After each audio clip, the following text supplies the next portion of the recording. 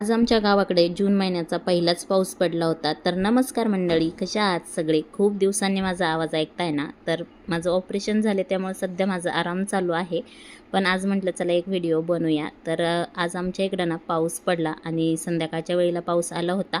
तर आज ना पावसाने हजेरी लावली. जून महिन्याचा हा पहिलाच पाऊस होता आणि आजच्या दिवसाची सुरुवात ना आईंना छान अशी घट्ट मिठी मारून झालेली होती. कारण आज आमच्या आईंचा वाढदिवस होता. म्हणून सकाळी सकाळी झोपेतून उठल्यावर पहिल्यांदा मी त्यांना विश केलं आणि त्यांना छान अशी मिठी मारली आणि मग माझ्या दिवसाची सुरुवात झाली.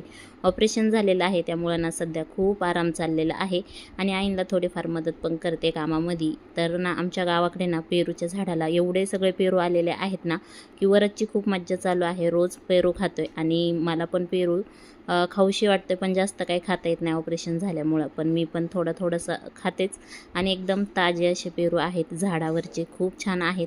रात्री ना असे आईंच्या वाढदिवसांसाठी ना काय करायचं म्हणून ना मस्त असं जेवण बनवलं होतं त्यांच्या आवडीचं.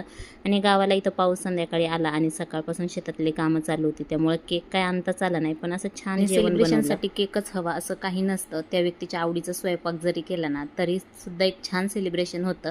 आणि माझी तर इच्छा होती केक आणायची, पण शेतामध्ये पेरणी चालू होती त्यामुळे केक काय आणला नाही. पण छान असं स्वयंपाक बनवून मस्त असं आईंना मी खुश केलं. तर असं